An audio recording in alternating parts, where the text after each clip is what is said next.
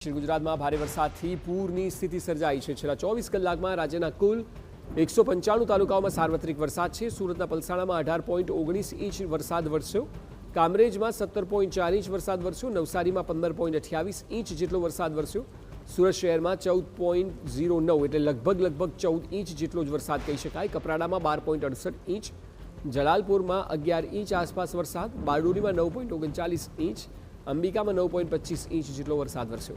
कुल 75 तालुकाओमां 1 इंचथी वधु वरसाद वरस्यो छे। गुजरातमां सीजननो कुल 24% वरसाद वरस्यो। हजू 7 तालुकाओमां वरसाद नथी पड्यो। आ तरफ नवसारी शहेरमां पूर्णा नदीनी सपाटी 25 फूटे पहोंची गई है। पूर्णा नदी कांठे आवेला गधेवान विस्तारमां पाणी यथावत है। विस्तारमां रहता 200 थी वधु परिवारो प्रभावित थया छे। तंत्र द्वारा लोकोने सुरक्षित स्थळे खसेड़वामां आव्या छे। मनपा कमिश्नरे असरग्रस्त विस्तारनी मुलाकात लीधी है। मनपानी 50 टीम द्वारा राहत अने बचाव कार्य शरू करायुं छे। पाणी ओसर्या बाद सफाईनी कामगीरी माटेनी पण तैयारीओ कराई छे।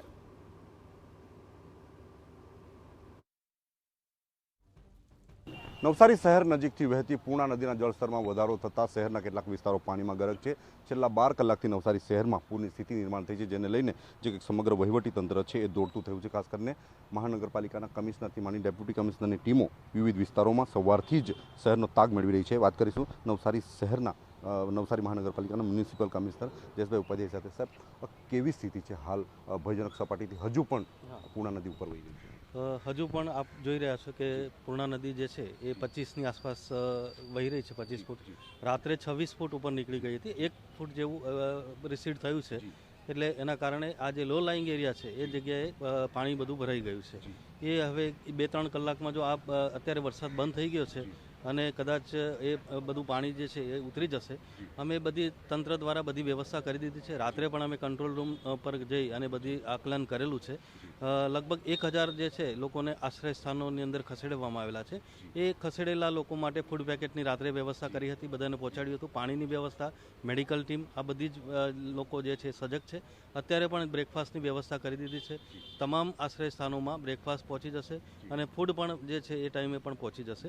પાણી ઓસર્યા બાદ જે કહી શકાય કે સ્વાસ્થ્ય અને જે કહી શકાય સફાઈની સ્થિતિ, એના માટે કેવી ટીમો વગેરે? સફાઈની ટીમ જે છે અત્યારથી પણ બધા જગ્યા પર પહોંચી ગઈ છે સફાઈની ટીમ, અને જે જગ્યા પર ગંદકી છે એ બધી જગ્યા છે ટ્રેક્ટરથી, અને જે અમારી ટીમ જે છે ડોર ટુ ડોરની ટીમ છે અને સોલિડ વેસ્ટ મેનેજમેન્ટની ટીમ છે, આ બધી ટીમો જે છે એ અત્યારે લાગી ગઈ છે। મારું પણ સુપરવિઝન સતત છે અને હું પણ તમામ જગ્યાએ જે છે એ હું વિઝિટ લઈ આવ્યો છું।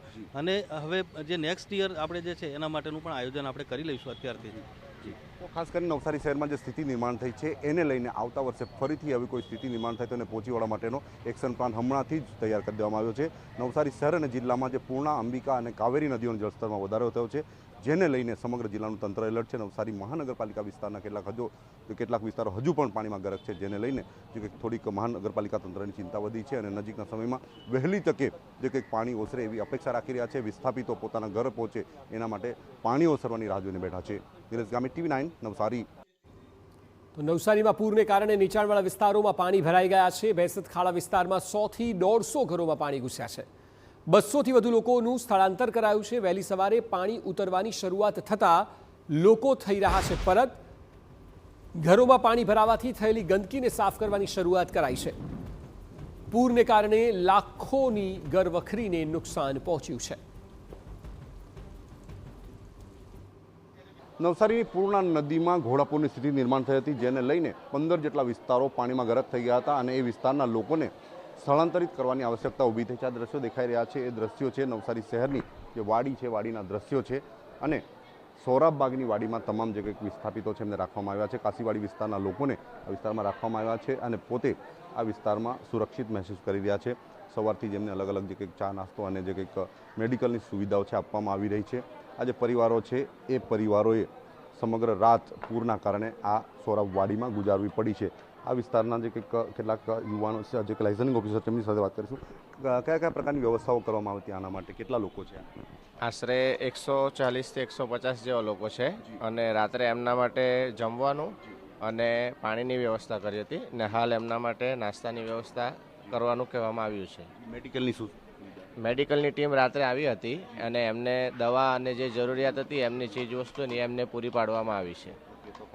લોકો છે એમને સુવિધાઓ આપવા માટેનું જે કંઈક વ્યવસ્થાઓ તંત્ર દ્વારા કરવામાં આવી છે. આજે તમામ લોકો છે એ મજબૂરીમાં પોતાના જે કંઈક ઘરથી બહાર રહેવા માટે મજબૂર બન્યા છે. નાના બાળકોથી માંડીને તમામ જે લોકો છે એ આ જે કંઈક આશ્રય સ્થાન બનાવીને બેઠા છે અને અહીં પોતાનું જીવન વ્યતીત કરી રહ્યા છે. હજુ પણ જે પૂર્ણા નદી છે, પૂર્ણા નદીની સપાટી 25 ફૂટ પર છે. પાણી ક્યારે ઓસરશે એની રાહ જોઈને બેઠા છે. પોતાનું સપનાનું ઘર પાણીમાં ગરક છે તેવા સમયે લોકો વહેલી તકે પાણી ઓસરે અને પોતાના ઘરે પહોંચે એવી ભગવાનને પ્રાર્થના કરી રહ્યા છે. નિલેશ ગામી, TV9 નવસારી.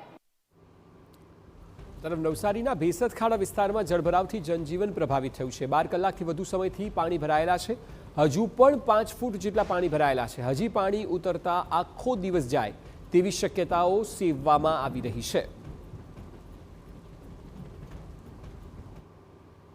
નવસારી શહેરમાં પૂર્ણા નદીએ છેલ્લા 12 કલાકથી નવસારી શહેરને બાનમાં લીધું છે. આ જે દ્રશ્યો દેખાઈ રહ્યા છે, સૌથી પહેલા પાણી ભરાય છે ભેસદ ખાડાને સૌથી મોડા પણ સૌથી છેલ્લે પણ આ જ વિસ્તારમાંથી પાણી ઉતરે છે. એટલે સૌથી વધુ પ્રભાવિત આ વિસ્તારના લોકો થાય છે, જેમની સમસ્યા દિવસે દિવસે જે કંઈક બગડતી જાય છે. ખાસ કરીને જે સ્થિતિ નિર્માણ થઈ છે એને પગલે આ વિસ્તારના જે યુવાનો છે એમના દ્વારા ફૂડ પેકેટ અને પાણીની વ્યવસ્થાઓ કરવામાં આવી રહી છે. આ વિસ્તારના લોકો છે એ દર વર્ષે આ રીતે પ્રભાવિત થાય છે અને 12 કલાકથી વધુ સમયથી જે રીતે વરસાદ વરસી રહ્યો છે એને પગલે હજુ પણ પૂર્ણા નદીના જળસ્તરમાં જે કહી શકાય કે ભયજનક સપાટીથી ઉપર વહી રહી છે, જેને લઈને લોકોની સમસ્યામાં વધારો થયો છે. આ જ વિસ્તારમાં અંદર જઈએ તો સૌથી વધુ એટલે કે 4 ફૂટ જેટલું પાણી અંદર ભરાયેલું છે. કેટલાક યુવાનો છે આ વિસ્તારના લોકો છે, એમની સાથે વાત કરીશું. જે કહી શકાય કે કેટલા જે વિસ્તાર છે કેવી રીતે સેવા કરો છો આપ? આવી રીતના ફ્રૂટ પેકેટ આપીએ છીએ, ચા નાસ્તો પહોંચાડીએ છીએ, જમવાનું પહોંચાડીએ છીએ, પાણી આપીએ છીએ.